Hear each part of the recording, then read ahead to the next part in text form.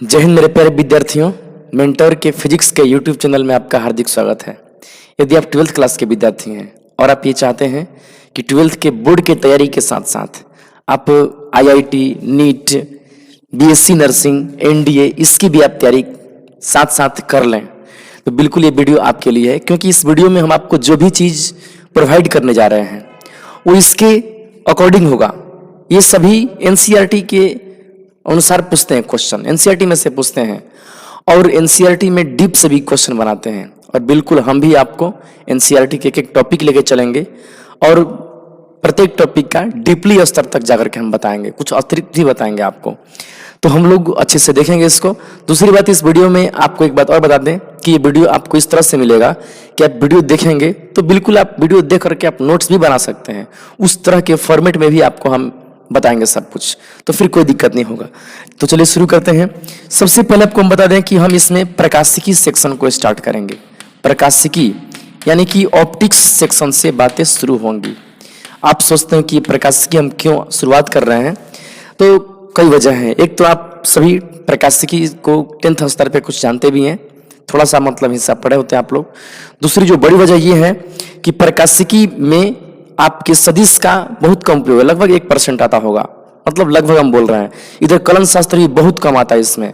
उसके बाद आपका जो मात्रक बीमा है ये भी बहुत कम आता है, जिसके चलते ये तीनों से ये मुक्त है और मुक्त होने के चलते इसमें टफनेस थोड़ा सा कम हो जाता है। हाँ, इसमें क्वेश्चन बढ़िया बढ़िया करता है और बिल्कुल आप उसे कर सकते हैं, क्योंकि अधिक से अधिक हम न्यूमेरिकल भी आपको देंगे, आप रिवीजन करेंगे, अच्छे से हो जाएगा। और आपको एक बात बता दें आपको कि अगर आप केवल प्रकाशिकी और मॉडर्न फिजिक्स जो 12th क्लास का लास्ट हिस्सा होता है और ये दो केवल पढ़ लेते हैं तो बिल्कुल ये दोनों अन्य पार्ट से थोड़ा सा आसान है। और बोर्ड में तो इस समय डबल क्वेश्चन पूछ रहे हैं, पूरा का पूरा आप बोर्ड के क्वेश्चन कर सकते हैं, क्योंकि इससे जितने क्वेश्चन रहते हैं पूरे 35 मार्क्स का है ना, तो इससे ही रहते हैं। और अब तो डबल क्वेश्चन दे रहा है तो 70 मार्क्स भी शायद आप कर सकते हैं इससे। तो चलिए शुरुआत करते हैं प्रकाशिकी को। देखिए, प्रकाशिकी में हम लोग जो शुरू करने जा रहे हैं इसमें सबसे पहला चीज है कि प्रकाशिकी में पढ़ेंगे क्या। प्रकाशिकी में हम सभी पढ़ेंगे प्रकाश के बारे में। किसके बारे में? प्रकाश। सकते हैं, देखना ही संभव नहीं है। अगर हम वीडियो बना रहे हैं, इस कमरे का सारा लाइट बंद कर दें तो ये वीडियो भी नहीं बन पाएगा। प्रकाश का बहुत ही मेन योगदान होता है। और आप मोबाइल में देख रहे हैं अभी, ये भी इसमें से प्रकाश निकल रहा है, तब आप देख पा रहे हैं। अन्यथा अगर प्रकाश का सारा चीज खत्म कर दें तो सब कुछ समाप्त। प्रकाश का बहुत मेन योगदान है हम लोग के जीवन में। तो हम लोग क्या करें कि इस पार्ट में देखेंगे प्रकाश क्या है, प्रकाश के गुणों का अध्ययन करेंगे, प्रकाश की विशेषताएं देखेंगे, क्या इसकी विशेषताएं हैं, और प्रकाश अन्य पदार्थों के साथ कैसी प्रक्रिया करता है वो भी हम लोग इसमें देखेंगे। तो प्रकाशिकी के हिस्से में हम लोग यही सब देखने वाले हैं। इसको अंग्रेजी में ऑप्टिक्स बोलते हैं। और इसमें लोग मुख्य रूप से प्रकाश को पढ़ेंगे, इसके व्यवहार, गुण और पदार्थों के साथ ये कैसे इंटरेक्शन करता है उसको भी हम लोग इसमें देखेंगे प्रकाशिकी में। तो सबसे पहले हम लोग बात करें अगर, तो ये आपका प्रकाशिकी के 9 लेसन आपका दिया हुआ है, 9 नंबर लेसन, जिसका नाम है किरण प्रकाशिकी और प्रकाशीय यंत्र। और आपको पता होना चाहिए कि किरण प्रकाशिकी में हम लोग पढ़ते हैं परावर्तन, अपवर्तन, वर्ण विक्षेपण, प्रकीर्णन, पूर्णांतरिक परावर्तन, क्रांति कोण, ये सब पढ़ते हैं।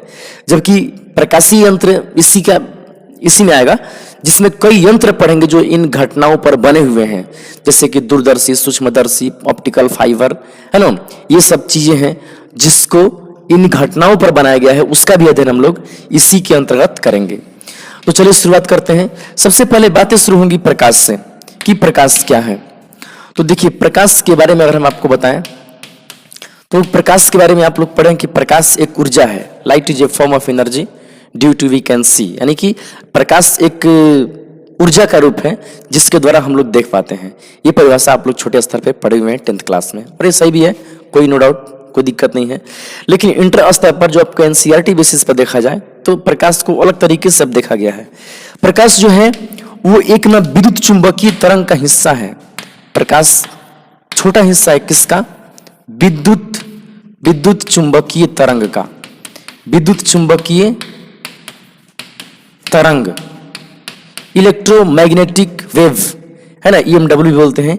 इसका एक छोटा सा भाग है प्रकाश, है ना, मतलब इसकी ये तो बहुत बड़ा चीज है, इसके छोटे से हिस्से को प्रकाश बोलते हैं। यानी कि देखिए, अगर हम इसके हिस्से को बनाए थोड़ा सा, तो देखिए मान लीजिए यहाँ पर ये गामा, ये मान लीजिए गामा किरण है। ये कौन सा किरण है? गामा किरण। फिर आपका है एक्स किरण है या एक्स रे कह सकते हैं। फिर आपका यहाँ पर लिख देते हैं हम यहाँ पर गामा किरण, एक्स किरण।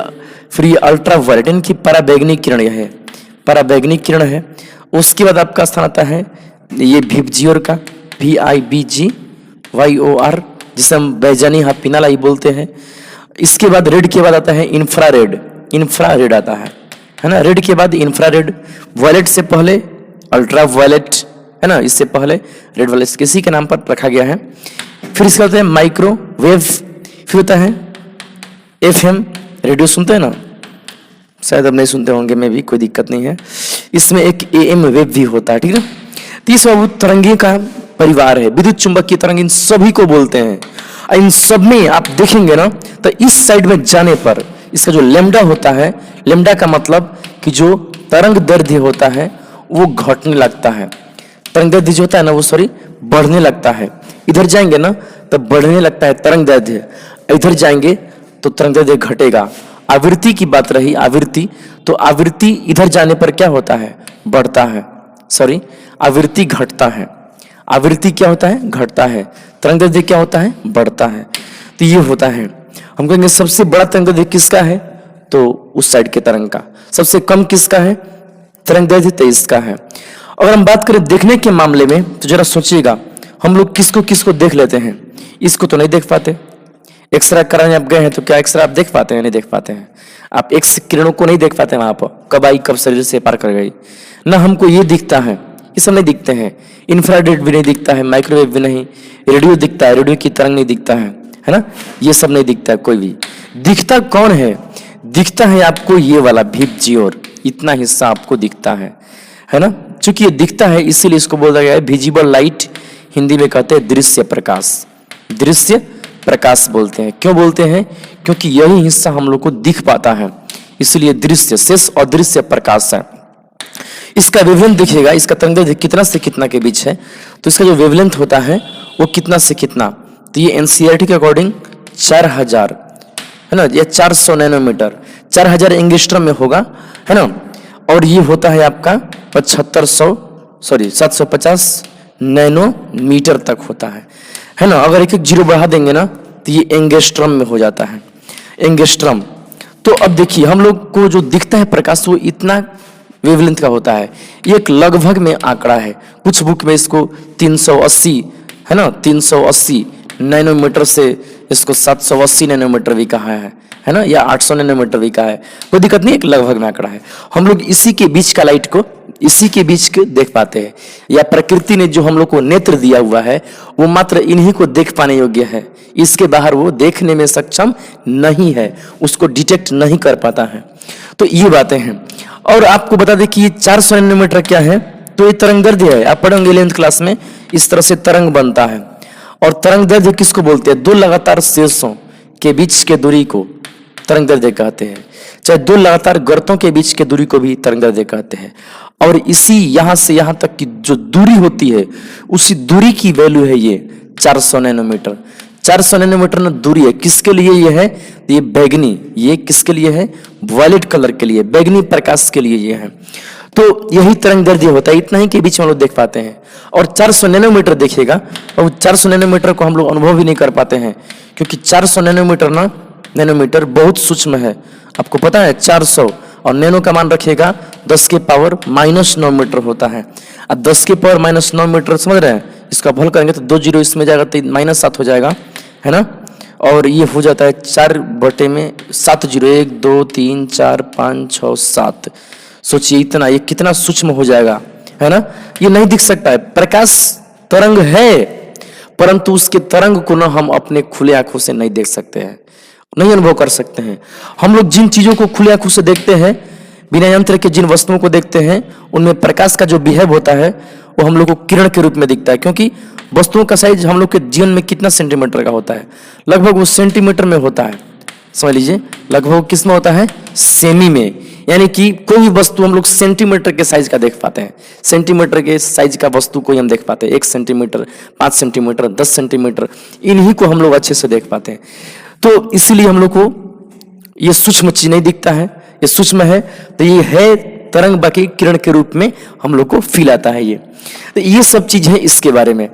और हम आपको बताएं आगे, तो प्रकाश के बारे में एक रोमांचक कहानी है। प्रकाश के बारे में थोड़ा सा समय लगेगा, ये पहला वीडियो है इस लेसन का, इसीलिए ना हम चाहते हैं कि उसको बता दें, क्योंकि वो भी जानना आवश्यक है।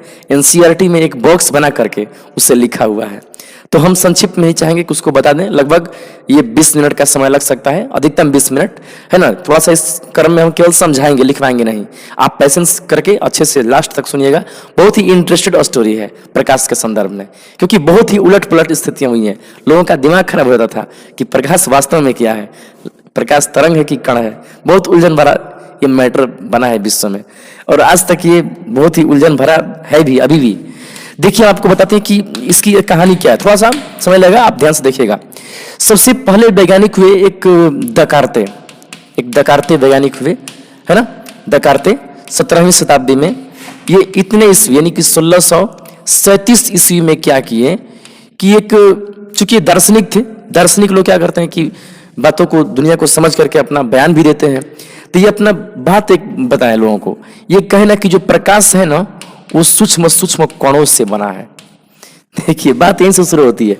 ये अब एक बयान दिए कि प्रकाश न सूक्ष्म सूक्ष्म कणों से बना है। तो जब सूक्ष्म कण से बना ये कह दिए, तो ठीक यही बात हाइगेंस के पास जब पहुंची, तो हाइगेंस जो थे वो लोग कहे कि वो लोग भी कई एक्सपेरिमेंट किए कि क्या ये सही बोल रहे हैं, क्योंकि इनका बात भी काटा नहीं जा सकता था। ये एक दार्शनिक थे, और दार्शनिक अपने तथ्यों को जब रखता है, चूंकि इनका मैथमेटिक्स में भी खोज है, तो ये काफी बढ़िया मतलब की चीज दिए थे मैथमेटिक्स में और भी अध्यात्म में, जिसके चलते इनकी बातों को काटा नहीं जा सकता था। तो क्या किया कि एक थे हाइगेंस, वो भी ना अपने खोज में लगे, और खोज करते करते उनको निष्कर्ष निकला कि नहीं यार, ये तो गलत हो रहा है। प्रकाश जो है वो तरंग है। प्रकाश क्या है? एक तरंग है। वो बताया कि प्रकाश न क्या है? तरंग। प्रकाश को तरंग है। कब कहते वो? 1650 से लेकर के 1660 के दशक में वो बताए थे कि प्रकाश क्या है? तरंग है। और तरंग के बारे में कई बातों को बताए थे कि क्यों तरंग है। तो अब क्या होता है कि ये चूंकि दो विपरीत धारणाएं आ गई। एक आदमी कह रहा है कि प्रकाश तरंग है, कह रहा है कि ऐसे ऐसे चल रहा है प्रकाश, है ना। एक आदमी कह रहा है ना, ये सीधे चल रहा है। तो प्रश्न ये है कि किसका तथ्य सही है। थोड़ा सा आपस में कंट्रोवर्सी होने लगा, जिसके चलते इस तथ्य को न्यूटन से साहब के पास पहुंचा। तो न्यूटन इस पर थोड़ा सा अपना विचार देने को सोचे न्यूटन। लेकिन न्यूटन के बारे में आप जानते हैं कि न्यूटन उस जमाने में काफी तथ्यवादी व्यक्ति थे, सिद्धांतवादी व्यक्ति थे। वो कोई बात को न पहले सिद्धांत पर कसते थे, सिद्ध करते थे, उसके बाद ही कुछ कहते थे। तो न्यूटन साहब ने ये इनको देखा अच्छे से, और उनको लगा कि प्रकाश बिल्कुल कण है। प्रकाश क्या है? कण है। ये कब कहे थे? 1660 से लेकर के 70 के दशक में बताए कि प्रकाश जो है वो क्या है? कण है। और वो प्रकाश को कहे थे कि प्रकाश द्रव्यमानहीन, यानी कि इसके में वजन नहीं है। द्रव्यमानहीन क्या है? प्रत्यास्थ कणिकाएं हैं। प्रत्यास्थ कणिकाएं हैं। कौन? प्रकाश। वो कह दिए प्रत्यास्थ शब्द इसलिए वो बोले कि वो प्रकाश का बिहेव जब देखे तो बिल्कुल गेंद की तरह। जरा सोचिए, प्रत्यास्था होती है गेंद में। गेंद को दबा देंगे तो फिर तुरंत फूल जाता है। उसी आधार पर गेंद को जमीन पर मारेंगे तो तुरंत फूलता है, तो वो जंप कर जाता है, ऊपर पड़कता है ना। और वो देखे कि तो प्रकाश भी ऐसा कर रहा है, प्रकाश को ही बार रहे हैं तो बिल्कुल वैसे ही जंप कर रहा है। तो वो कुल मिला के वो प्रत्यास्था को ध्यान रखते हुए वो बता दिए कि प्रकाश जो है वो क्या है? ये कणिकाएं हैं, और ये बिल्कुल प्रत्यास्थ गुण प्रकाश में भी है, तभी ये जंप करके आ जा रहा है।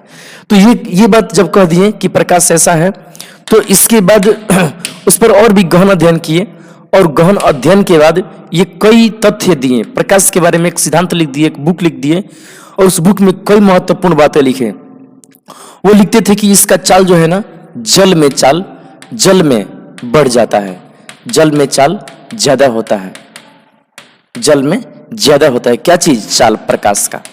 सोचिए, अभी के मामले में ये थोड़ा सा उल्टा कथन है उनका, लेकिन वो इसके लिए भी तर्क का इस्तेमाल किए थे कि ध्वनि, आप ध्यान से सुनिएगा, ध्वनि की चाल अगर देखा जाए हवा में तो 332, जबकि इसी ध्वनि का चाल देखा जाए एल्यूमिनियम में तो इसका चाल है लगभग 6000। आप सोच के देखिए, एल्यूमिनियम कड़ा वस्तु है, चाल ज्यादा हो गया, और हवा थोड़ा सा सॉफ्ट वस्तु है, इसमें चाल कम हो गया। स्पष्ट है कि कड़े वस्तु में चाल बढ़ जा रहा है। तो वो वही चाल का वही मतलब कि न्यूटन ही वायु में चाल को काउंटिंग किए थे, मतलब कैलकुलेट किए थे अपने थ्योरी से। आप 11th में देख भी सकते हैं उसको। तो उसी आधार पर पता ना कि जो प्रकाश है ना, उसका भी चाल जल में ज्यादा होना चाहिए, हवा में कम होना चाहिए। वो लिख दिए बुक इसके ऊपर, है ना। कणिका सिद्धांत को इतना बेहतरीन तरीके से वो डील किए कि ये एक मतलब कि एक बुक बना दिया इसका। उस जमाने में बहुत प्रचलित हो गया ये। और प्रकाश को किरण मान करके, प्रकाश को सीधा रेखा में गमन मान करके कि प्रकाश सीधा रेखा में चलता है, यानी सरल रेखा में चलता है मान करके, वो कई घटनाओं को लगे समझाने। कौन कौन घटनाएं थी उनके सामने, तो वो समझा दिए थे परावर्तन को, खूब अच्छे से परावर्तन को समझाए कि परावर्तन कैसे किसी दर्पण पर प्रकाश आता है और टकरा के जाता है। एकदम किरण मॉडल से बहुत बेस्ट समझ में आता था, है ना। न केवल परावर्तन बल्कि ये अपवर्तन को भी अच्छे से समझाए कि जब प्रकाश एक माध्यम से दूसरे माध्यम में जाता है तो कैसे मुड़ जाता है। वर्ण विक्षेपण पर भी इन्होंने काफी अध्ययन किया और वर्ण विक्षेपण भी समझाए, वर्ण विक्षेपण, और बेहतरीन तरीका से समझा करके एकदम एक बुक तैयार किया। और काफी जो ये मॉडल था कणिका मॉडल, वो अब दकार्ते के नाम से नहीं बल्कि न्यूटन के नाम से लोग जानने लगे कि न्यूटन ने इनका खोज किया है। हाइगेंस भी थे उसी जमाने में, वो देखते रह गए कि ये सब क्या हो रहा है। लेकिन जैसे ही उन्होंने परावर्तन बताया तो हाइगेंस ने भी परावर्तन को सिद्ध कर दिया। कैसे? तरंग के सिद्धांत पर। तरंग द्वारा परावर्तन को साबित किया जा सकता था। तरंग द्वारा अपवर्तन को भी बहुत अच्छे से समझा दिए, कोई दिक्कत ही नहीं रहा। अपवर्तन भी, है ना, बहुत अच्छे से समझ में आ गया। अपवर्तन भी, परावर्तन, अपवर्तन, है ना, वर्ण विक्षेपण, ये बहुत अच्छे से हो गया सब कुछ। तो अब ठीक ना, वर्ण विक्षेपण। अब हुआ क्या कि लोग भ्रम में पड़ गए, क्या प्रकाश आखिर में है क्या। देखिए प्रकाश, ये विक्षेपण, प्रकाश वास्तव में तब क्या है। प्रकाश को हम क्या माने तब, किरण माने कि तरंग माने। किरण कहता है ऐसे चलता है, कौन कहता है कि सीधे चलता है। ये दिक्कतें आने लगी उस जमाने में, काफी समस्याएं रही। तब तक होता क्या कि इनको एक प्लस पॉइंट मिलता है। प्लस पॉइंट क्या मिलता है कि ये उस समय एक द्वि अपवर्तन का खोज हुआ था। द्वि अपवर्तन देखा गया एक क्रिस्टल में, द्वि अपवर्तन। तो उसको ना तरंग सिद्धांत से हाइगेंस अच्छे से व्याख्या कर दिए, खूब अच्छा से एकदम सॉलिड समझा दिए उसको, जबकि इसमें थोड़ा सा दिक्कत आ रहा था उसे समझाने में। और जैसे वो सफल हुआ तुरंत हाइगेंस ने 1678 ईस्वी में तरंग सिद्धांत लिखा, प्रकाश का तरंग सिद्धांत। तरंग सिद्धांत जो है ना, वो 12th में बहुत ही उपयोगी और बहुत ही मेन हिस्सा है। बोर्ड में कई बार पूछता है कि हाइगेंस का तरंग सिद्धांत क्या है।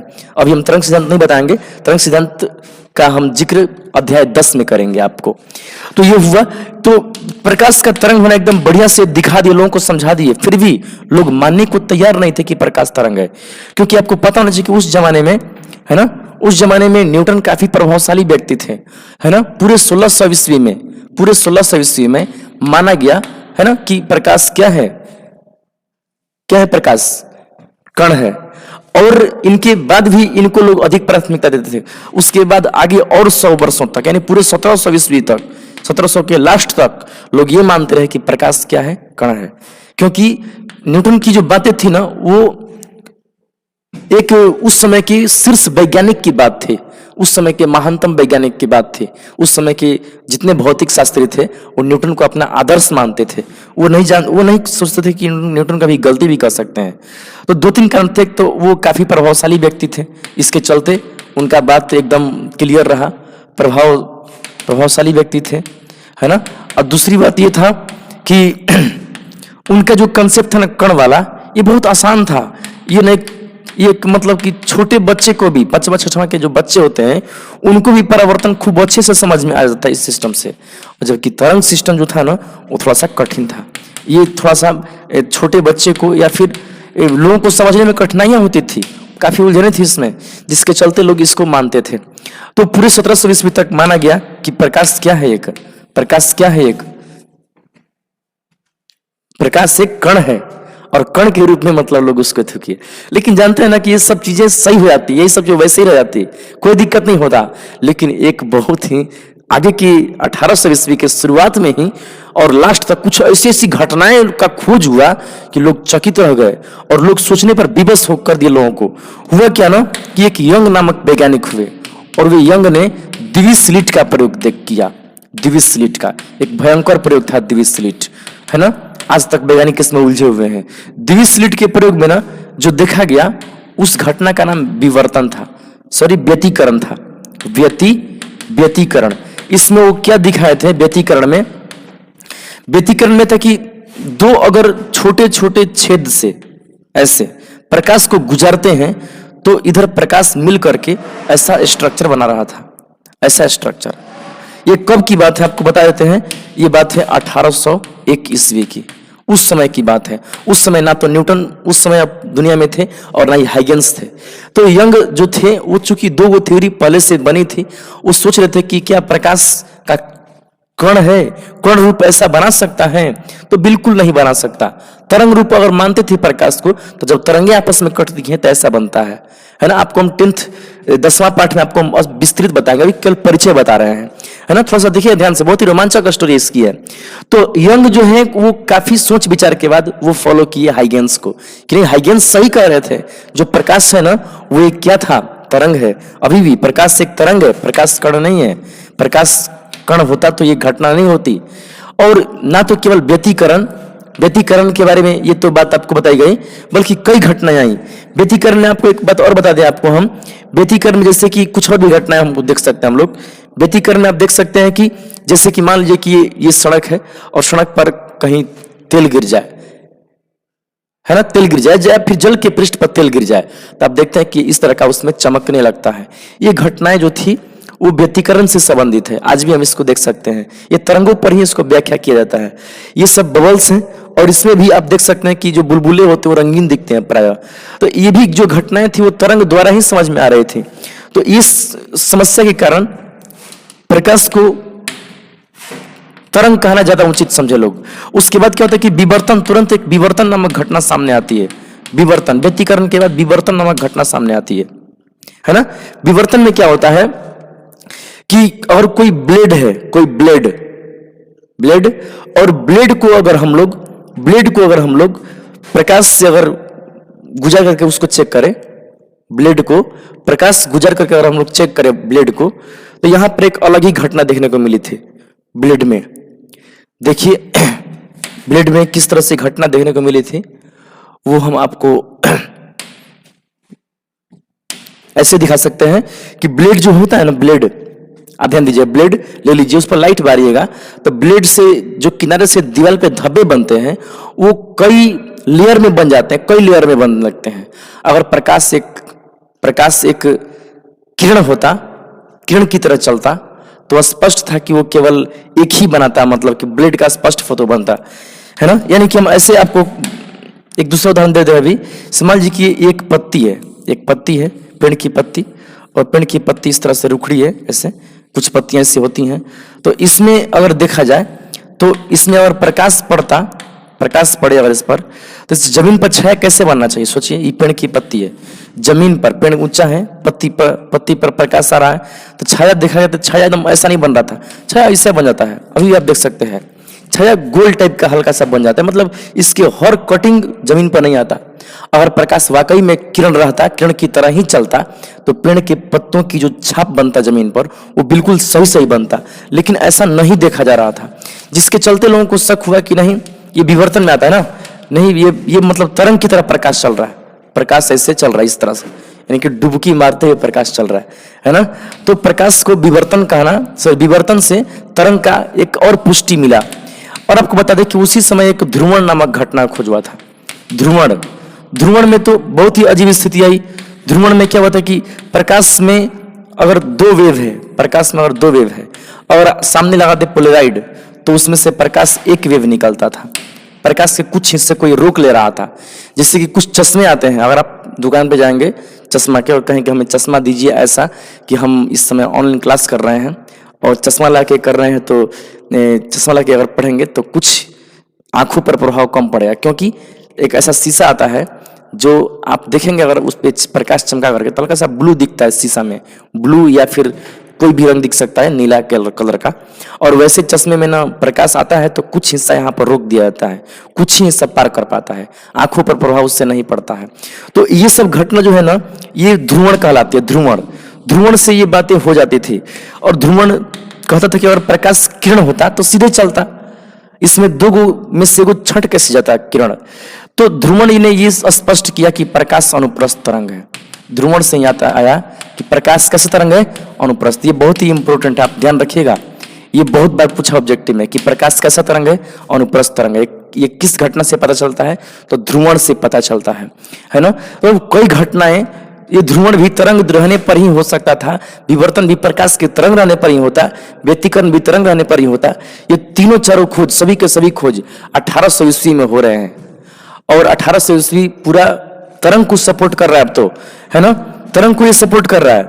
तब तक आगे क्या होता है कि 1850 ईस्वी के आसपास फोको एक थे, फोको, वो क्या किए ना कि प्रकाश के चाल को खोजने में सक्षम हो गए।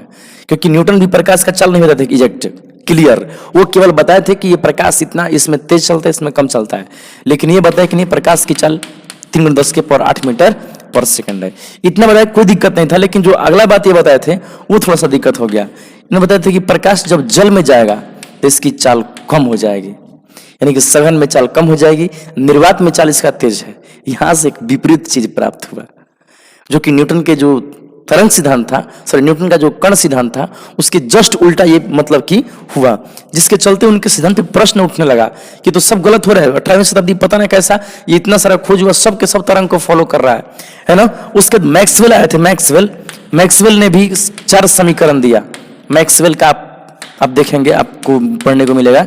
मैक्सवेल ने भी प्रकाश की विद्युत चुंबकीय तरंग का, इलेक्ट्रोमैग्नेटिक वेव का 4 इक्वेशन दिया और स्पष्ट कर दिया, है ना, कि ये इलेक्ट्रोमैग्नेटिक वेव का चाल ही इतना होता है ना। और इसके बाद हर्ट्ज ने इन किरणों को उत्पन्न करके भी दिखा दिया और चला के भी दिखा दिया कि सही में इसका चाल इतना है। तो कहने का मतलब कहीं ना कहीं स्पष्ट हो रहा है कि जो प्रकाश है ना, वो तरंग रूप की तरफ अब जा रहा था, क्योंकि प्रकाश का चाल जल में घट जा रहा था, इलेक्ट्रोमैग्नेटिक वेव का चाल भी घट जा रहा था। तो स्पष्ट लग रहा था कि इलेक्ट्रोमैग्नेटिक वेव ही प्रकाश है। इससे कुछ हिस्से केवल दिखते भर नहीं है, लेकिन कुछ दिखते हैं, उसको हम प्रकाश बोलते हैं। तो कई चीजें हुई जिसके चलते अब न्यूटन के बातों पर प्रश्न उठ गया कि लगता है कि कण सिद्धांत गलत है, तरंग सिद्धांत सही है। अब तो लोग तरंग ही मानने लगे थे क्लियर, लेकिन फिर यह भी नहीं बच पाया। 1800 के बाद जैसे 1900, सोचिए 1600 में लोग कहते थे कि प्रकाश कण है, 1700 में लोग बोलते थे कि प्रकाश कण है, 1800 में लोग बोल रहे हैं कि ना प्रकाश तरंग है। ये उलट पुलट हो गया।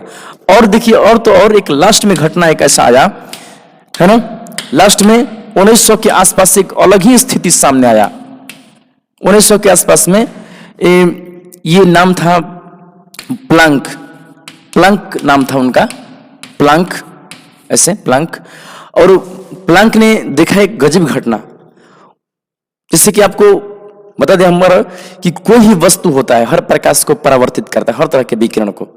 और कोई भी वस्तु जो होता है वो हर तरह के विकिरण को कुछ अवशोषित भी करता है। लेकिन कुछ ऐसी चीजें हैं जो सभी विकिरण को अवशोषित कर लेता है, सभी विकिरण को, और उस सभी को अवशोषित कर लेता है। तो उसको एनसीईआरटी में कृष्णिका कहा है, कृष्णिका यानी कि ब्लैक बॉडी कहा है। तो प्रश्न ये उठा था कि ब्लैक बॉडी पर जब प्रकाश डालते हैं तो उस सभी प्रकाश को अवशोषित कर ले रहा है, कुछ भी नहीं बच रहा है वहां से। तो क्यों नहीं बच रहा है वहां पर कुछ भी? प्रकाश तरंग है, कण है, इन दोनों से उसको समझने की कोशिश किया गया, तो ये दोनों वहां पर फेल कर जा रहे थे कि क्यों ऐसा हो रहा है। कुछ अवशोषण स्पेक्ट्रम था, कुछ खास तरह के तरंगों को रोक ले रहा था अवशोषण स्पेक्ट्रम में, है ना, उत्सर्जन स्पेक्ट्रम में, जो कि इनसे समझ ही नहीं आ रहा था। तो लास्ट में प्लैंक भी बहुत परेशान हो गए और कहे कि देखिए ये इस तरह से समझ सकते हैं, प्रकाश एक ऊर्जा है और प्रकाश को ना वो ऊर्जा का पैकेट बोले, और उस पैकेट को उन्होंने क्वांटा कहा। क्या कहा? क्वांटा। और क्वांटा के द्वारा ही वो उसको अच्छे से समझाए और व्याख्या की, एकदम बढ़िया से व्याख्या हो गई कि क्यों ब्लैक बॉडी सभी को अवशोषित कर लेता है। बढ़िया से डील हो गया। और जैसे डील हो गया तो लोग अभी लगे सोचने की क्या तब प्रकाश तरंग नहीं है। प्रश्न उठ गया कि क्या तरंग द्वारा, क्या ये तरंग में जो घटनाएं आई थी, विवर्तन, व्यतिकरण, क्या ये उसको सिद्ध कर देगा? तो ये उसको सिद्ध नहीं कर पा रहा था। क्या ये इसको सिद्ध कर देगा? इसके जो इधर घटनाएं आई थी, परावर्तन अपवर्तन, उसको भी सिद्ध नहीं कर रहा था। तो प्रश्न ये उठा कि भाई प्रकाश आखिर है क्या, प्रकाश ऐसा ही बिहेव कर रहा है, तो इसमें से कौन गलत है। लोगों का दिमाग एकदम समझिए केतु हो गया। और इसमें भी मुख्य रूप से प्रकाश को हल्का सा कण टाइप का फील होता है, कणिका टाइप का फील होता है कि प्रकाश ऊर्जा का पैकेट है, अलग अलग पैकेट है, मतलब कि अलग अलग कण है। तो जानते हो आप लोग देखिएगा बहुत उलझन उत्पन्न हुआ, लेकिन हम अंत बता रहे हैं आपको, क्योंकि इसमें उलझन आज तक भरा हुआ है। एक लास्ट में आपको बताते हैं ये सही है कि नहीं, इसके ऊपर भी मुहर लगा दिया आइंस्टीन 1905 में। आइंस्टीन को तो अब कोई गलत उस समय कहता नहीं था, आइंस्टीन भी अपने जमाने के बहुत प्रभावशाली व्यक्ति हुए थे। आइंस्टीन ने प्रकाश विद्युत प्रभाव का व्याख्या किया, प्रकाश विद्युत प्रभाव का व्याख्या किया। और वो भी जानते हैं कैसे प्रकाश विद्युत प्रभाव का व्याख्या किया था, क्वांटम सिद्धांत पर प्रकाश विद्युत प्रभाव का, है ना, क्वांटम सिद्धांत पर व्याख्या किया था, जिसमें होता है E बराबर h न्यू का सिद्धांत, जो कि ये दिए थे। और बिल्कुल वो विद्युत प्रभाव, प्रकाश विद्युत प्रभाव में स्पष्ट कर दिए कि जैसे किसी धातु पर प्रकाश पड़ता है उससे इलेक्ट्रॉन निकलते हैं या निकलने की स्थिति में आते हैं ऊर्जा लेकर के। स्पष्ट था कि प्रकाश ऊर्जा थे। और आइंस्टीन जब सपोर्ट कर दिया तब कहां से कोई गलत इसको कहेगा। लोग उलझने पड़ गए कि भाई की बात कौन सा है। हर अलग अलग काल में अलग अलग बातें आ रही हैं, आज सब के सब सही ही लग रही हैं। ये उलझन को समाप्त करने में मतलब कि लोग पड़ गए, क्योंकि बहुत वैज्ञानिक इसमें उलझने पड़ गए थे। अब तो कुछ वैज्ञानिक ये कहने लगे ना कि देखिए ये बहुत उलझन का भरा काम है। बात ऐसी है ना कि प्रकाश सोमवार, मंगलवार और बुधवार को क्या रहता है, तो वो कण रहता है, और बृहस्पतिवार, शुक्रवार, शनिवार को प्रकाश तरंग रहता है। इस तरह से कहने लोग। और संडे को प्रकाश की बात मत करो, क्योंकि ये प्रकाश जो है संडे के दिन कम से कम हम लोग को आराम दे, बहुत मतलब टेंशन हो जा रहा है। तो ये समस्याएं हुई, लेकिन अंत में ना कोई उलझन से निकल करके एक वैज्ञानिक की बातें थोड़ी सी अच्छी लगती है, डी ब्रोगली की। डी ब्रोगली ने एक ऐसा बात कहा था, डी ब्रोगली, उन्होंने कहा था कि डी ब्रोगली का देख रहे हैं 1924 ईस्वी के आसपास में ये बताए थे कि प्रकाश में द्वैत प्रकृति है। द्वैत मतलब उसमें दोनों है, वो कण भी है, तरंग भी है। किसी विशेष परिस्थिति में वो कण जैसा बिहेव करता है और किसी विशेष परिस्थिति में वो तरंग जैसा व्यवहार करता है। वो तो भी कह दिए कि जो वास्तव में कण है, जैसे कि इलेक्ट्रॉन या गेंद का नाम ले लिए, वो भी तरंग जैसा व्यवहार करते हैं किसी विशेष स्थिति में, अगर उसको तेज वेग दिया जाए तो कुल मिलाकर के ये थोड़ा सा उसके बीच ये तो किए पुल बांधे। और इनके बात को भी ठप्पा लगा दिया था डेविसन और जर्मर ने। डेविसन जर्मर ने जब प्रयोगशाला में सिद्ध किया तो प्रकाश के दो तरह के गुणों को देखा, कण जैसा भी, तरंग जैसा भी। यह द्विस्लिट से भी देखा गया था। द्विस्लिट में भी तो बहुत भयंकर प्रयोग है। द्विस्लिट और व्यतिकरण बहुत भयंकर प्रयोग है ना। आज तक दैनिक उसमें देख करके इसके रिजल्ट को डरे हुए हैं। डरावना प्रयोग इसमें से निकलते हैं, जो कि व्यतिकरण भी है। तो अब फाइनल अब तय किया गया कि प्रकाश जो है ना वो दोनों तरह का बिहेव कर रहा है, कण जैसा भी, तरंग जैसा भी। इसीलिए हम लोग के एनसीईआरटी बुक में दिया है कि जो प्रकाश है ना, वो प्रकाशिकी को दो भागों में बांटा गया। प्रकाशिकी को दो भागों में बांटकर पढ़ा गया है। प्रकाशिकी के पहला भाग है आपका तरंग प्रकाशिकी, पहला भाग में आपका दिया है किरण प्रकाशिकी दिया है, और दूसरे हिस्से में आपका दिया है तरंग प्रकाशिकी दूसरे हिस्से में दिया हुआ है ना। किरण प्रकाशिकी के अगुवा कौन कौन थे? देकार्ते और न्यूटन। और तरंग के थे हाइगेंस तरंग को। अब देखिए, और हम आपसे कहें कि किरण प्रकाशिकी किससे बोलेंगे, किरण प्रकाशिकी क्या है, तो हम किरण प्रकाशिकी में कह सकते हैं कि ये भौतिकी विज्ञान की ऐसा शाखा है जिसमें प्रकाश को किरण मान करके और विभिन्न भौतिकीय घटनाओं का अध्ययन किया जाता है। तो ये किरण प्रकाशिकी कहलाता है। और तरंग प्रकाशिकी में क्या कर सकते हैं कि भौतिकी विज्ञान की वह शाखा जिसके अंतर्गत प्रकाश को तरंग मान करके और विभिन्न घटनाओं का अध्ययन करते हैं, तो उससे हम लोग तरंग प्रकाशिकी कहते हैं, है ना। देखिए, हम लोग अब आगे चल रहे हैं पढ़ने पर। थोड़ा सा बीच में आया था, कोई दिक्कत नहीं, वो आपकी जानकारी के लिए आपको बताया गया था ताकि आप भी जाने इसके उलट पुलट इतिहास को, है ना। तो हम लोग टॉपिक पा चुके हैं और हम लोग लिखेंगे, अच्छे से देखेंगे, लेकिन पहले समझाते हैं तब लिखने वाला हम बताएंगे आपको। देखिए, किरण प्रकाशिकी में मानते हैं ना कि किरण प्रकाशिकी में जो वस्तु प्रयुक्त होती है, जो प्रयुक्त वस्तु होती है, इसमें जो प्रयुक्त जो वस्तु होती है उसका जो साइज होता है ना, वस्तु का साइज वो कितना रहता है, तो प्रकाश के तरंग दैर्ध्य से ना, प्रकाश के तरंग दैर्ध्य से क्या होता है वो, सॉरी हम गलत चिन्ह दिए हैं, प्रकाश के तरंगदैर्घ्य से बड़ा होता है। उदाहरण के तौर पर इसमें आप लेते हैं क्या क्या, इसमें आप किरण प्रकाश की मूल दर्पण लेते हैं। दर्पण दर्पण द्वारा बात समझते हैं, तो दर्पण एक बड़ा चीज है। प्रकाश की वेवलेंथ जो होता है वो नैनोमीटर में है, और दर्पण तो बड़ा साइज का होता है, जिसमें बड़ी बड़ी वस्तु रहती हैं, है ना। इसमें लेंस होता है, लेंस भी बड़ी वस्तु है, लेंस द्वारा घटनाओं को देखते हैं, है ना। इसमें आपको और भी प्रिज्म वगैरह आता है, तो प्रिज्म द्वारा भी देखते हैं हम लोग इसमें घटनाओं को। तो इसमें ऐसा घटना होती है। जबकि इसमें देखा जाए तो इसमें जो वस्तु का साइज होता है ना, इसमें जो वस्तु या रिलेटेड जो उसमें प्रयोग होता है, वस्तु का साइज जो होता है, साइज जिसमें प्रकाश का हम लोग उपयोग करते हैं, वो काफी क्या होता है, वो काफी क्या होता है, मतलब कि ये काफी कम क्या, लगभग में ये बराबर होता है किसके, लगभग में ये बराबर होता है किसके, प्रकाश के वेवलेंथ के, प्रकाश के तरंग दैर्घ्य के बराबर होता है ना। आपको बता दें कि जब द्विस्लिट प्रयोग हो रहा था तो उसमें जो छिद्र बनाए गए थे ना, छिद्र वो इतने महीन थे कि वो जो छिद्र थे ना, उसका व्यास था वो प्रकाश के तरंग दैर्घ्य के आसपास का व्यास था। बहुत महीन महीन छिद्र थे उसमें, तो उसके द्वारा घटनाओं को अवलोकन किया जाता था। तो ये बातें थी उसमें।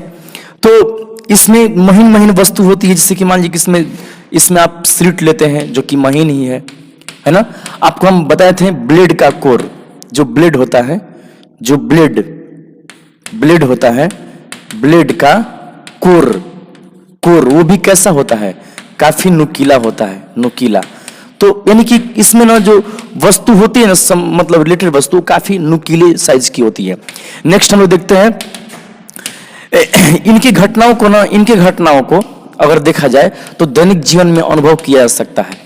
दैनिक जीवन में हम हमेशा देखते हैं, दैनिक जीवन में घटनाओं को हम देख सकते हैं, है ना। घटनाओं को क्या कर सकते हैं हम, घटनाओं को अनुभव कर सकते हैं, दैनिक जीवन में स्पष्ट एकदम अनुभव करते हैं।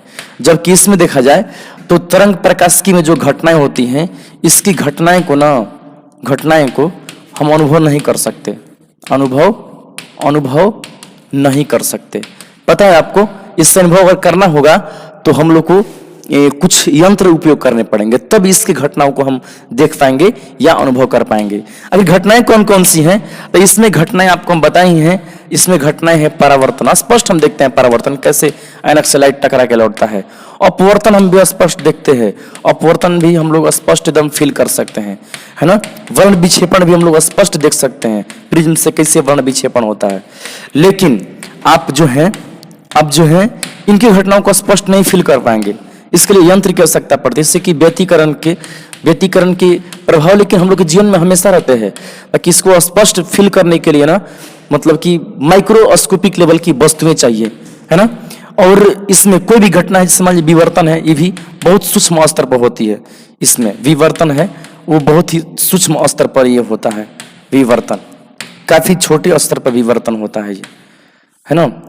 देखिए यहाँ पर है, है ना। चाहे ध्रुवण है, ध्रुवण भी ये बहुत ही सूक्ष्म चीज है। ध्रुवण, इसको हम लोग बड़े स्तर पर प्रभाव देखते हैं, लेकिन इसको सूक्ष्म लेवल पर जाएंगे तब जाके दिखेगा, वो भी औजार लगाना पड़ेगा बहुत सारा। तो ये सब चीजें इसमें है। आप ये देख पा रहे हैं कि ये किस तरह से काम कर रहा है, इसको अनुभव कर सकते हैं, उसको नहीं। आपको पता है कि ये ना बड़े स्तर पर होती है, अक्सर ये बड़े लेवल पर होता है, ये बड़े लेवल पर होता है। और ये जो होता है ना, सब के सब सूक्ष्म स्तर पर होता है, इससे हम भी कह सकते हैं ये सूक्ष्म स्तर पर होता है। तो चलिए हम जितना बताए हैं इतना को हम लोग अच्छे से पहले देखते हैं और फिर आगे बढ़ते हैं। अच्छे से आपको ध्यान देना है इसमें। चलिए तो देखते हैं हम लोग इसका नोट सब।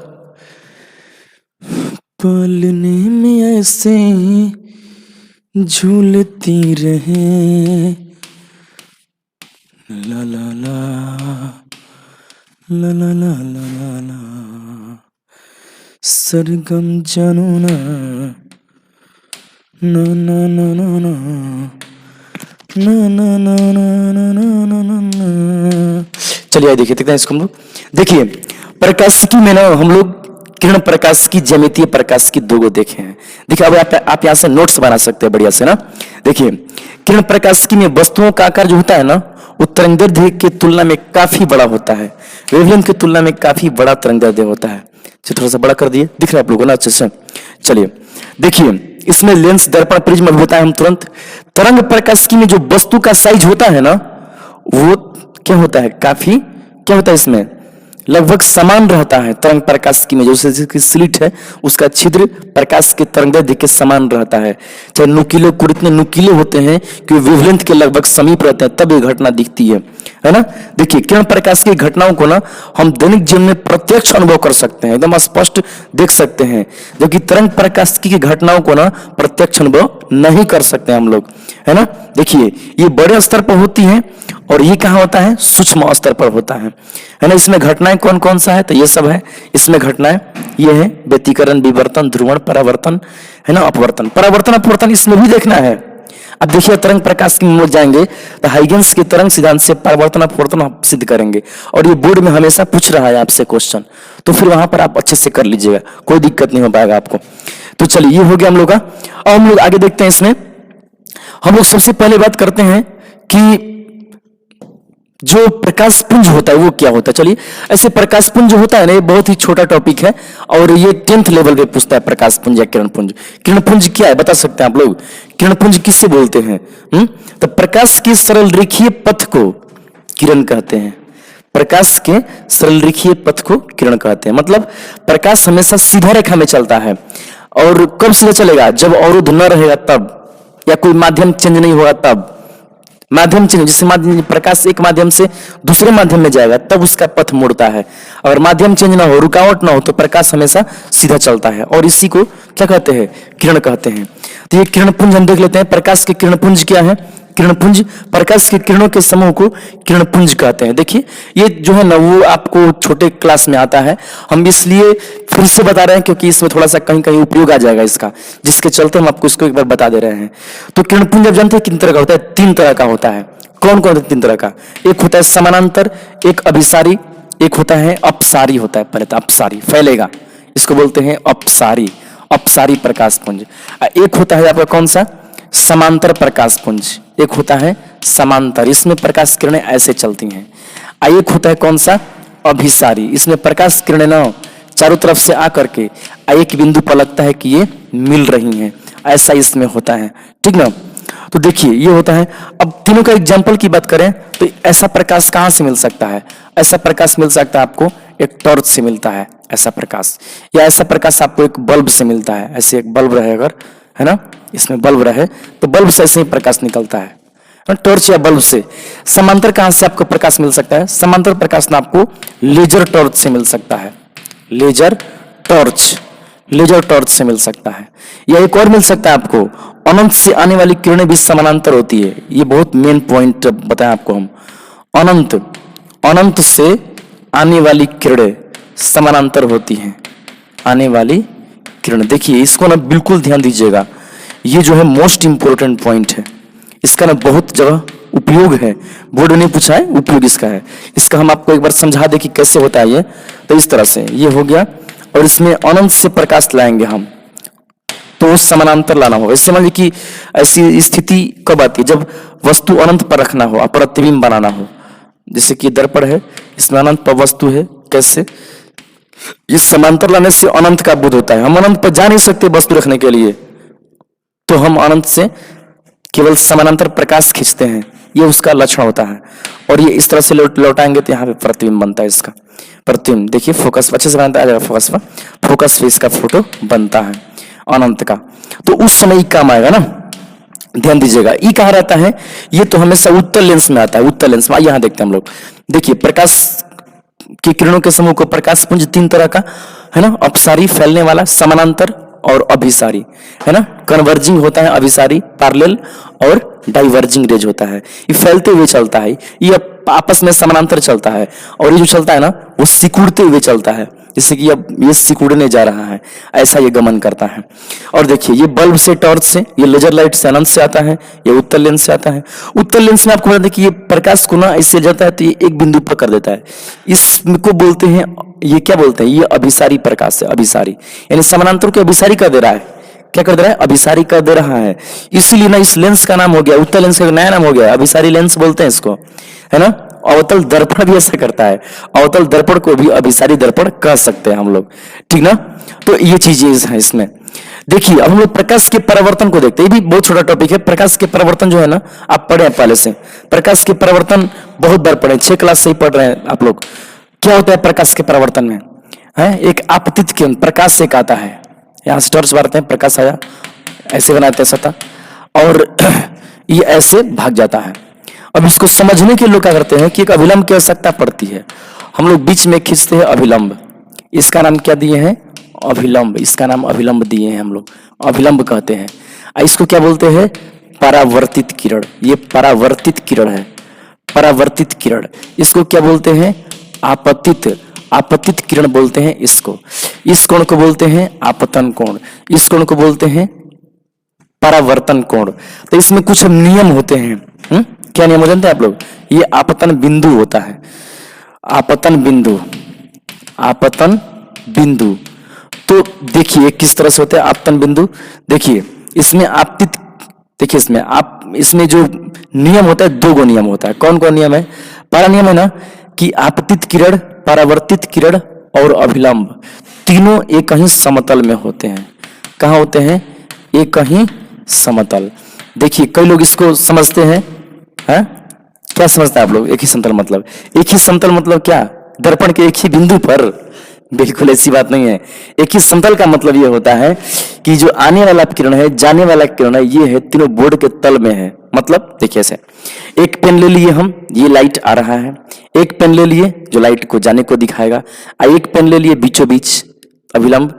तो अगर हम एक ही तल का मतलब ये कि अगर हम एकदम समतल एक कोई भी पटरा लेकर के, पटरा इसमें ऐसे करें तो तीनों में टच कर जाएगा वो, यही समतल, यानी कि इस समतल में होता है।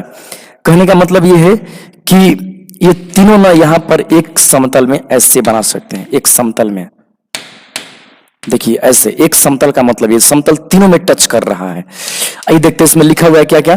देखिए प्रकाश के परावर्तन का नियम, प्रकाश के परावर्तन किसे बोलते हैं, किसी समतल सतह से, किसी समतल सतह से प्रकाश के टकरा करके लौटने की प्रक्रिया को प्रकाश का परावर्तन कहते हैं, है ना। तो प्रकाश के परावर्तन क्या है, टकरा कर लौटना, इसमें मेन चीज है ना। तो इसमें ये है आपतित किरण, परावर्तित किरण, अभिलंब, आपतन कोण, परावर्तन कोण, IR से दिखाते हैं, angle of incidence, angle of reflections, ऐसे दिखाते हैं हम लोग।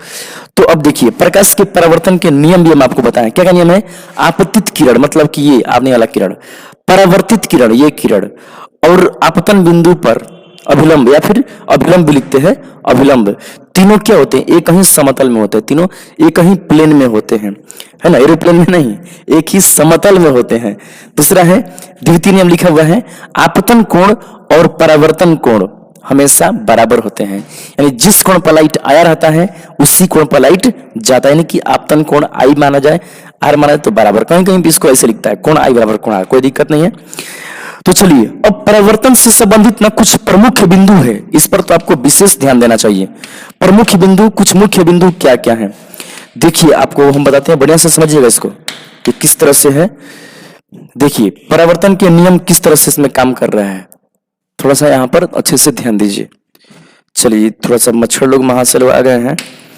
देखिए तो क्या होता है, देखिए कुछ मुख्य बिंदु। पहला पॉइंट तो आपको हम ये बताते हैं कि प्रकाश के परावर्तन में ना 4 राशियां हैं। तरंग दैर्ध्य, तरंग दैर्ध्य जो होता है ना वो नहीं बदलता है, तरंग दैर्ध्य जो है वो अपरिवर्तित रहता है। और देखिए चाल, प्रकाश के परावर्तन होगा, प्रकाश का चाल नहीं बदलेगा। आवृत्ति, आवृत्ति भी नहीं बदलेगा, आवृत्ति जिसको न्यूज से दिखाते हैं नहीं बदलेगा, है ना। तीव्रता, प्रकाश का जो चमक है उस पर असर पड़ेगा, और जो वेग है प्रकाश का उस पर भी असर पड़ेगा। ये दोनों परिवर्तित हो जाता है, बदल जाता है, ये परिवर्तित होता है, और ये सब जो है ये अपरिवर्तित रहता है, ये बदलता नहीं है। जरा आपको हम एक बार समझा दे कैसे। देखिए तरंगदैर्घ्य क्या चीज है, प्रकाश इस तरह से आया तो मान लीजिए इस तरह से आ रहा है, तो इसके यहां से यहां तक जितना दूरी होता है उसी को ना बोलते हैं वेवलेंथ। तो जिस तरंगदैर्घ्य से लाइट आता है जब टकरा के जाता है तो सेम उसी वेवलेंथ से होता है, मतलब यहां भी इसकी जो बीच की दूरी होती है वो सेम होती है। यानी कि अगर लाइट आया, लाइट अगर आ रहा है 400 नैनोमीटर का, तो वो जाएगा जब ना, तो उसमें भी वो कितना नैनोमीटर का होगा? बिल्कुल सेम 400 नैनोमीटर का होगा। अगर ये बदलता तो हम प्रयोग कर देता, आता लाल रंग का प्रकाश, तो यहां से जाता पीला रंग का प्रकाश, लेकिन ऐसा नहीं होता, हल्का भी चेंज नहीं देखा गया है। तो लेमडा अपरिवर्तित रहता है, इसी को बोलते हैं लेमडा, ये अपरिवर्तित चाल। देखिए न्यूटन ने ये साबित कर दिया था कि प्रकाश जिस चाल से टकराता है उसी चाल से जाता भी है, यानी कि चाल में कोई चेंज नहीं होता है। तो आवृत्ति का देखिए, तो आवृत्ति भी नहीं बदलेगा जब वो तो नहीं बदलता। देखिए इसका सूत्र क्या होता है, आवृत्ति न्यू बराबर होता है 1/t होता है ना, और मतलब कि समय के व्युत्क्रम होता है, और एक समय दूरी बटा चाल, तो दूरी बटे में चाल को बोल सकते हैं हम लोग भी, तो हो जाएगा भी बटे में लेमडा। अब जरा सोचिए न्यू कब बदलेगा, न्यू कब बदलेगा? तो न्यू बदलेगा जब भी बदले या फिर लेमडा बदले। तो ना इसमें लेमडा बदलता है, ना इसमें वेग बदलता, सॉरी चाल बदलता है, लेमडा भी फिक्स, चाल भी फिक्स, जिसके चलते न्यू भी फिक्स रहता है, न्यू नहीं बदलता है। अब बात रही तीव्रता का और वेग का, तो जो तीव्रता होता है वो तीव्रता चमक, वो किसी भी दर्पण पर लाइट बारेंगे आप या लाइट देंगे तो 100% लाइट आ रहा है, तो परावर्तन होने के बाद कुछ परसेंट कम हो ही जाता है, ये स्वाभाविक प्रवृत्ति है ना, कुछ परसेंट कम हो जाता है अगर उसमें कॉमन इमेज ना बने तो, ठीक ना। और दूसरी बात यह है कि वेग बदल जाता है। वेग क्या चीज होता है? तो वेग में तो आप जानते हैं ना, वेग सदिश राशि है, वेग चाल का ही रूप है, बाकी चाल का बढ़िया रूप है। वेग में दो चीज होता है, दिशा और परिमाण। इसमें एक तो परिमाण होता है, परिमाण मतलब सिर्फ मात्रा, और उस मात्रा वाले भाग को चाल बोलते हैं, चाल। और वेग का एक और चीज होता है, दिशा भी देखना पड़ता है कि दिशा कहीं नहीं बदल रहा है। तो देखिए वेग में चाल तो नहीं बदलता, जितना चाल से आता है उसी चाल से जाता है, लेकिन जो दिशा होता है ना लाइट का, वो देखिए ये भी आने का दिशा नीचे है, जा रहा कहाँ? ऊपर, दिशा बदल गया। तो दिशा बदलने से वेग को बदला हुआ मानते हैं, यानी कि वेग बदल जाता है। तो ये हुआ फर्स्ट पॉइंट, ठीक है। फाइनली इतना को सारांश में बताएं, क्या क्या बदलता है? तीव्रता, वेग। क्या क्या नहीं बदलता है परावर्तन में?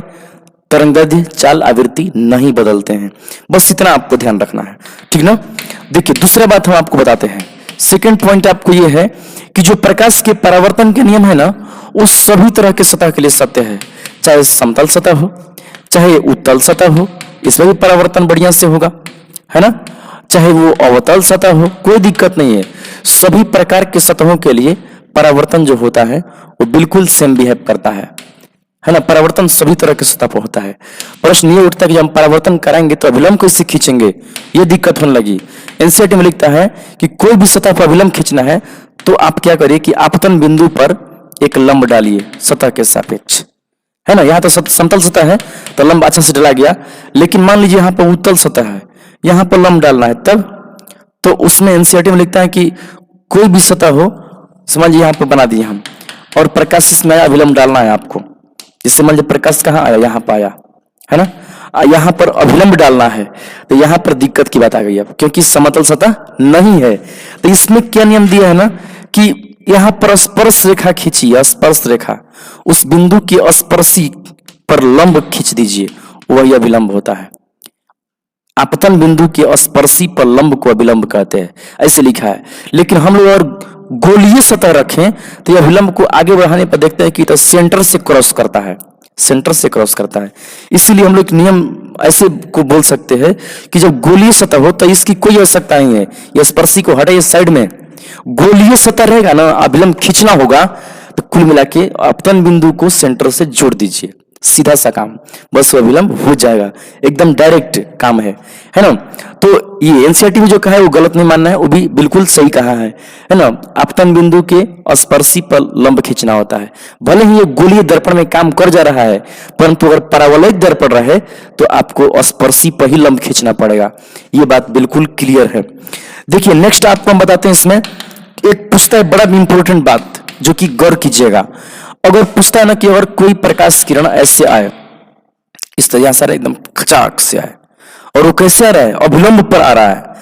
आपको पता है कि यहाँ पहले एक अभिलंब हुआ करता था और उसी पर लाइट खचाक से इस तरह से आया। जरा सोचिए, पूछता है कि यहाँ आपतन कोण बताइए, तो जरा सोचिए आपतन कोण क्या होगा। यहाँ पर तो दो लाइन है, कौन कौन लाइन है? एक तो है अभिलंब और दूसरा ये कोण बता सकते हैं दोनों के बीच। आपतन कोण पूछा है। आपतन कोण किसे बोलते हैं? आपतित किरण और अभिलंब के बीच का कोण को आपतन कोण कहते हैं। यहाँ आपतन कोण आपका कहाँ बन रहा है बताइए तो? आपतन कोण अभिलंब और आपतित किरण के बीच का कोण आप बनाइएगा तो देखिए 0 डिग्री, बीच का कोण 0 डिग्री है। किसी किसी देखना है अभिलंब और आपतन कोण दोनों एक के पर है, इसलिए कितना है आपतन कोण 0 डिग्री होगा। और जब जानते हैं कि आपतन कोण बराबर परावर्तन कोण होता है, इसलिए आर का मान भी कितना डिग्री होगा? 0 डिग्री। तो एक जो बहुत महत्वपूर्ण लाइन है वो ये है कि अगर अभिलंब आपतन होगा, ध्यान से सुन लीजिएगा, अगर अभिलंबवत आपतन होगा तो आपतन कोण और परावर्तन कोण 0 डिग्री के होते हैं, है ना। आइए इसको हम लोग देख लेते हैं बढ़िया से, इसका किस तरह से हम लोग प्रेजेंट करेंगे। देखिए यहाँ पर लिखा हुआ है, स्क्रीनशॉट भी ले सकते हैं आप लोग ना, बीच बीच में हम लोग स्क्रीनशॉट ले लेंगे जहां पर कोई दिक्कत ना हो आपको। देखिए कुछ मुख्य बिंदु लिखे हैं कि प्रकाश की परावर्तन में तरंगदैर्ध्य, चाल, आवृत्ति अपरिवर्तित रहते हैं, जबकि प्रकाश का वेग, तीव्रता परिवर्तित रहता है ना। तीव्रता और वेग जो है ना वो परिवर्तित हो जाता है, और शेष जो चीज है वो परिवर्तित नहीं होता है इसमें, है ना। तो अच्छे से ध्यान से देख लीजिए इसको। चलिए दूसरा पॉइंट भी लिखा हुआ है ना, हम बता चुके हैं, आपको समझा चुके हैं। प्रकाश के परावर्तन के नियम न सभी प्रकार के सतहों के लिए मान्य है। जो परावर्तन का नियम है वो सभी तरह के सतह पर वैलिड है, चाहे सतह कैसा भी हो, समतल हो तब भी, ये हम बताएं आपको अभी, सब पर ये परावर्तन होता है। आकर के लौटने की क्रिया सेम तरह से सब पर होती है। परावर्तन के जो 2 नियम है, आपतन कोण बराबर परावर्तन कोण, वो सभी पर लागू होंगे, चाहे कैसा भी सतह हो। आई आर हमेशा बराबर होगा, चाहे जैसा भी सतह रहे, है ना। एक ही समतल में भी ये तीनों लाइन रहेगा, सभी सतह के लिए वो दोनों नियम सत्य है ना। नियम कहते किसको है? नियम वही होता है जो कभी बदलता नहीं है ना। नियम उसी को लोग नाम देते हैं, और जो बदलने का शक होता है उसको तो सिद्धांत लोग कहते हैं। देखिए आपतन बिंदु का अभिलंब, देखिए आपतन बिंदु का अभिलंब क्या लिखे हैं? आपतन बिंदु के स्पर्शी पर लंब होता है। देखिए वही बात जो हम बताए थे अभी, आपतन बिंदु पर जो अभिलंब खींचते हैं ना, आपतन बिंदु पर जो अभिलंब खींचते हैं, आपतन बिंदु पर जो अभिलंब खींचते हैं वो इसके स्पर्शी पर लंब होता है। स्पर्श भी हम बताएं आपको, यहाँ स्पर्श ऐसे खींच दीजिए, स्पर्शी पर लंब होता है यह अभिलंब, है ना। लेकिन आगे लिखा हुआ है कि गोलीय सतह के किसी बिंदु पर, गोलीय सतह अगर है तब उसके किसी बिंदु पर क्या चीज? अभिलंब, जो अभिलंब खींचते हैं वो उसके वक्रता केंद्र से लिया जाता है। जो अभिलंब खींचते हैं वो वक्रता केंद्र से लिया जाता है, मतलब कि गोलीय सतह पर कहीं भी अभिलंब की आवश्यकता पड़ेगी ना, वक्रता केंद्र से खींचेंगे, क्योंकि अगर हम वैसे ना खींच करके स्पर्शी पर अभिलंब खींचते हैं तभी तो वो केंद्र से जाएगा, इसलिए ऐसा कहा जा रहा है आपको ना। कब कोई भी देखिए ऐसा दर्पण आ जाएगा तो वक्रता केंद्र से इसको मिला देंगे, अभिलंब हो जाएगा, है ना। ये दर्पण है, इस तरह से अभिलंब खींचना है, यहाँ प्रकाश आया है तो अभिलंब खींचना है तो सी से मिलाएंगे। आप समझ रहे हैं? हम ये कहना चाहते हैं कि गोलीय दर्पण है और इसमें यहाँ पर प्रकाश आया कहीं से, यहाँ आया, आप अभिलंब चाहिए तो अभिलंब कहाँ से आप लाएंगे? तो कुछ नहीं करना है, इसका जो सेंटर ऑफ कर्वेचर होता है, वक्रता केंद्र होता है, ऐसे मिलाते हैं, उसी को हम लोग यहाँ पर अभिलंब कहते हैं। अभिलंब क्योंकि एक तरह से देखा तो एक केंद्र से जाने वाला रेखा लंबी होता है। अभी इस पर डिस्कशन यहाँ पे चल रहा था ना, तो ये हो गया। तो ये सब कुछ यहाँ तक हो रहा है। और हम लोग प्रतिबिंब को समझ लेते हैं, प्रतिबिंब क्या चीज होता है। आइए दिखाते हैं आपको प्रतिबिंब को। प्रतिबिंब क्या होता है? देखिए जैसे मान लीजिए कि कोई भी बिंदु स्रोत है ना, जैसे मान लीजिए इस तरह से है ना, ऐसे ऐसे है, किसी बिंदु स्रोत से, देखिए इनका मुंह बढ़िया है, ऐसा बात नहीं समझिएगा, है ना। किसी बिंदु स्रोत से आने वाली प्रकाश की किरणें दर्पण से परावर्तन के बाद फिर से जहां पर मिल जाती है, उसी को हम प्रतिबिंब कहते हैं। क्योंकि ऐसे ही जगहों पर ना ये इस तरह से शेप का मतलब कि निर्माण होता है इससे, है ना। इस तरह से थोड़ा सा अच्छे से कर लीजिएगा, ये व्यक्ति का उल्टा फोटो बनाया है, तो ये ऐसा निर्माण होता है। किसी बिंदु स्रोत से आने वाली किरणें दर्पण से परावर्तन के बाद जिस बिंदु पर फिर से मिलती है परावर्तित किरणें मिलती है, वहां पर प्रतिबिंब बनता है ना, उसी को प्रतिबिंब बोलते हैं। या आप ऐसे सोच सकते हैं कि किसी बिंदु स्रोत से, ऐसे देखिए ऐसे भी होता है, किसी बिंदु स्रोत से आने वाली प्रकाश की किरण, देखिए ऐसे, और मान लीजिए समतल दर्पण है और यहाँ पर कोई व्यक्ति इस तरह से है ऐसे किसी बिंदु स्रोत से आने वाली किरणें दर्पण से परावर्तन के बाद समतल दर्पण में तो मिल ही नहीं पाती है, तो दर्पण से इसको पीछे बढ़ाते हैं हम लोग, तो पीछे बढ़ाते हैं तो कहीं यहाँ पर मिलता है, तो परावर्तन के बाद यहाँ पर कह सकते हैं कि जिस बिंदु पर ये मिलती हुई प्रतीत होती है उसी बिंदु को हम प्रतिबिंब कहते हैं। ये ऐसे मिलती है, ये काल्पनिक है इसलिए डॉट डॉट से हम बना रहे हैं इसको, है ना। इस व्यक्ति का फोटो उधर बन रहा है, समतल दर्पण में किरणें नहीं मिल पाती हैं तो ये काल्पनिक फोटो बनता है। आपको पता है वास्तविक प्रतिबिंब जो होता है वास्तविक रूप से मिलने से बनता है, काल्पनिक प्रतिबिंब किरणों के वास्तविक में नहीं कल्पना करके मिलाते हैं तब बनता है। वास्तविक प्रतिबिंब जो है ना किरणें वास्तव में मिल रही है तो इसको पर्दे पर प्राप्त कर सकते हैं। अगर हम यहाँ पे एक पन्ना लाएं तो इसका फोटो बन जाता है। जरा सोचिए कब बनेगा, अगर आपके पास एक अवतल दर्पण है और आप यहाँ पर अपना मोबाइल रख दीजिए, एकदम वीडियो चालू कर दीजिए और इसके सामने एक अवतल दर्पण रहे, एक पन्ना ले लीजिए एकदम व्हाइट पेपर, उस पर ना एकदम वीडियो आपका चलने लगेगा। कब? जब उसमें ब्राइटनेस तेज रहेगा तब, उचित लोकेशन पर रखिएगा तब। यानी कि जो प्रतिबिंब है ना वास्तविक वो पर्दे पर बन सकता है, लेकिन ये पर्दे पर बनेगा? जरा सोचिए, ये घर में हम लोग का दर्पण होता है ऐनक, वो ऐनक के सामने खड़े होते हैं 10 मीटर दूरी पर चाहे 5 मीटर दूरी पर, तो लगता है कि भीतर में फोटो बन रहा है। आप जाकर के पूछेंगे कि पड़ोसी घर में देखिए फोटो गया आपका हमारा, वहां पे कुछ नहीं मिलेगा। ये इतना पतला है, भीतर फोटो जा कहां सकता है, वो मात्र ये कल्पना किया गया है। और एक बात, वास्तविक प्रतिबिंब को ना लगातार रेखाओं से बनाते हैं जबकि काल्पनिक प्रतिबिंब को हमेशा डॉट रेखा से बनाते हैं, है ना। तो ये इस सब के बीच अंतर है। आइए हम यहाँ पर इसको देख लेते हैं। प्रतिबिंब किसे कहते हैं? तो परिभाषा लिखाएगा, किसी बिंदु स्रोत से आने वाली किरणें दर्पण से परावर्तन के बाद जिस बिंदु पर मिलती है, अथवा बिंदु स्रोत से आने वाली प्रकाश की किरणें परावर्तन के बाद जिस बिंदु पर मिलती हुई प्रतीत होती है उसे प्रतिबिंब कहते हैं। यानी कह सकते हैं कि किसी बिंदु स्रोत से आने वाली किरणें दर्पण से परावर्तन के बाद जिस बिंदु पर मिलती है अथवा जिस बिंदु पर मिलती हुई मालूम चलती है उसे प्रतिबिंब कहते हैं। तो प्रतिबिंब यही होता है ना। अब देखिए प्रतिबिंब जो होता है वो यहां पर लिखा हुआ है ना, इस तरह से।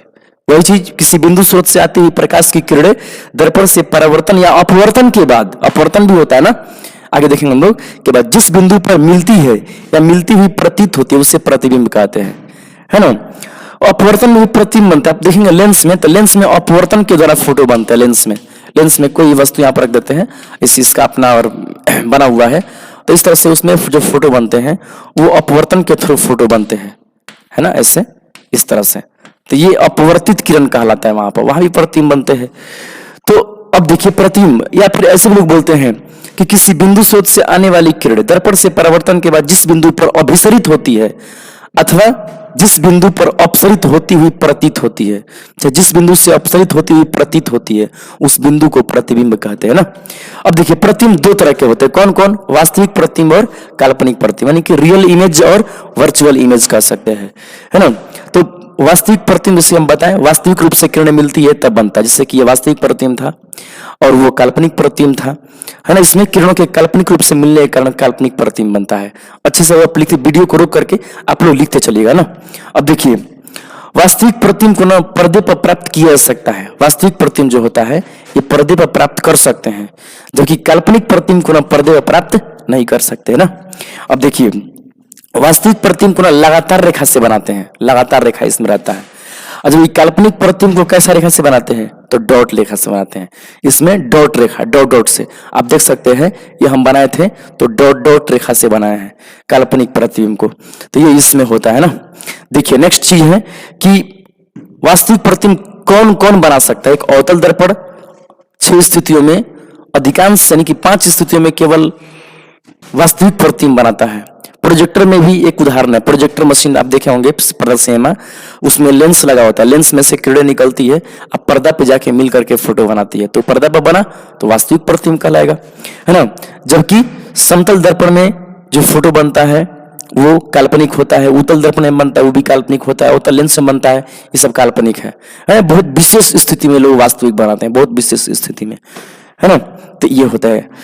तो काल्पनिक प्रतिबिंब को आभासी प्रतिबिंब भी कहते हैं, आप ध्यान रखिएगा, है ना, वर्चुअल इमेज बोलते हैं।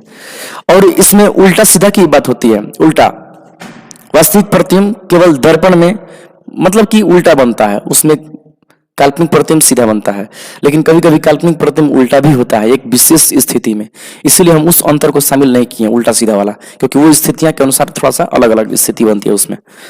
तो चलिए नेक्स्ट हम लोग बात करते हैं दर्पण का। दर्पण किससे बोलते हैं? तो देखिए वो दर्पण क्या होता है, बस सिंपल सा बात है, दर्पण किससे बोलते हैं? तो दर्पण जो होता है ना, एक ऐसा चिकना सतह होता है। दर्पण जो होता है यानी कि जो बोलते हैं मिरर, मिरर क्या चीज होता है? मिरर, मिरर एक ऐसा चिकना सतह होता है ना, चिकना सतह, चिकना सतह जो आने वाली किरणों को पूर्णतः लौटाता है, पूर्णतः। और कैसे लौटाता है? नियमित रूप से, नियमित रूप से, उसी को दर्पण बोलते हैं। समझ रहे? जिससे कि आप मान के चलिए कि कोई भी अगर आप दीवार पर देखेंगे, नॉर्मल दीवार, या फिर हम हाथ पर देखेंगे, हमारा फोटो हाथ पर नहीं दिखेगा क्योंकि प्रकाश जा रहा है परंतु बढ़िया से लौट नहीं रहा है, उबड़ खाबड़ है ये। और हम इसी को मोबाइल स्क्रीन को और बंद कर दें एकदम और तब देखें, कुछ फोटो दिखता है। क्यों? क्योंकि वो चिकना सतह है, कुछ किरणों को लौटाता है ना, लेकिन पूरी तरह नहीं लौटा रहे वो भी। और पूरा लौटाता ना तो आपको मोबाइल स्क्रीन पर जो कि बुझ गया है, बंद कर दिए हैं, स्विच ऑफ कर दिए हैं, उस पर आपको अच्छा फोटो दिखता। अच्छा फोटो कहाँ दिखता है आपको? केवल समतल दर्पण में दिखता है और भी कोई दर्पणों में दिखता है ना। चिकने एकदम प्लेन थाली में दिख सकता है और नया नया थाली फ्रेश एकदम फिनिशिंग हो। तो क्यों? जो सतह एकदम चिकना हो और जो पूरा किरणों को नियमित रूप से लौटाए, उसी में प्रतिबिंब दिखता है। इसलिए दर्पण का वैसा बन सकता है कि दर्पण किससे कहते हैं? तो वह चिकना परावर्तक सतह जो आपतित किरणों को नियमित रूप से पूर्णतः परावर्तित करता है, उसी को दर्पण कहते हैं। दर्पण यानी कि वह चिकना परावर्तक सतह जो आपतित किरणों को नियमित रूप से पूर्णतः परावर्तन करता है, उसे दर्पण कहते हैं, है ना। नोट में लिखवाए हैं कि दर्पण प्रतिबिंब बनाता है। ऐसा नहीं लिखा कि दर्पण ही केवल प्रतिबिंब बनाता है, दर्पण ही नहीं और कई चीजें प्रतिबिंब, पानी का सतह भी प्रतिबिंब बनाता है, लेंस भी प्रतिबिंब बनाता है, लेकिन दर्पण भी प्रतिबिंब बनाता है ना। अब देखिए दूसरा लिखवाएंगे, किसी चिकने कांच के एक ओर, कोई भी अगर कांच आपका नॉर्मल है और उस कांच के ना एक साइड में अगर आप कलई कर देते हैं सिल्वर नाइट्रेट से, है ना, कलई कर देते हैं, तो वो एक दर्पण का रूप हो जाएगा, वो एक दर्पण बन जाता है ना। इसका कुछ प्रोसेस होता है जो कि करना पड़ता है बढ़िया से, तो ये दर्पण होता है। तो अब देखिए दर्पण पर ना AgNO3 का मतलब लेफ्ट रहता है ना। तो दर्पण कितने तरह के होते हैं? दर्पण के प्रकार क्या होता है? तो दर्पण जनरली आपके 3 तरह के माने जा सकते हैं ना। दर्पण कितने तरह के? 3 तरह के। दर्पण 3 तरह कौन कौन होते हैं बताइए? 3 तरह के दर्पण कहा जाते कौन कौन होंगे? समतल दर्पण, अवतल दर्पण, उत्तल दर्पण, ये बोलना है। समतल, अवतल, उत्तल। लेकिन हम यहाँ पर जो लिखवाए हैं थोड़ा सा इस तरह से लिखवाए हैं, है ना। समतल दर्पण, गोलीय दर्पण, परावलयिक दर्पण। समतल दर्पण में सिंपल सा बात है, सीधा सीधा सतह रहेगा और आगे वाला सतह को बोलते हैं परावर्तक सतह। इसको बोलते हैं क्या चीज? परावर्तक सतह। इसको बोलते हैं हम लोग रंजित सतह। रंजित यानी कि कलई सतह, रंजित, रंजित सतह। वैसे ही सब में है, ये परावर्तक सतह है, इधर से कलई किया गया है। तो ये सब दर्पण का प्रकार है, हम लोग इसको परिभाषित करेंगे बढ़िया से। गोलीय दर्पण होता है, एक परावलयिक दर्पण होता है। अवतल दर्पण में ये धंसा होता है, अवतल मतलब दबा हुआ। अवतल में अंग्रेजी में कॉनकेव लिखा गया है, केव मतलब होता है गुफा, ये गुफा की तरह है। उत्तल, उत्तल मतलब कि उठा हुआ तल है। और ये परावलयिक दर्पण है। परावलयिक दर्पण में ये दर्पण का शेप है वो परवलय शेप में है ना। परवलय आपको हम अगले क्लास में डिस्कस करेंगे इसके ऊपर। तो ये परवलयिक दर्पण है। दर्पण इतने तो टाइप के हैं, लेकिन मेन रूप से कहा जाए ना तो दर्पण 3 तरह के। कौन कौन? समतल, उत्तल, अवतल। क्योंकि इसमें भी अवतल उत्तल हो सकता है, परावलयिक अवतल, परावलयिक उत्तल, इसमें भी हो सकता है। तो बच्चों इस तरह से आज हम लोग यहाँ तक डिस्कस किए। थोड़ा वीडियो लंबा हो गया है और हर पार्ट को इसी में देंगे तो ये काफी बड़ा हो जाएगा। थोड़ा सा इंट्रोडक्शन वीडियो था, इसलिए हल्का सा ये अलग टाइप का हुआ है, भूमिका टाइप का इसमें हुआ है। कोई दिक्कत नहीं है, मिलते हैं नेक्स्ट क्लास में और आगे हम लोग देखते हैं। थैंक यू बाबू, अपना ध्यान रखिए। जय हिंद,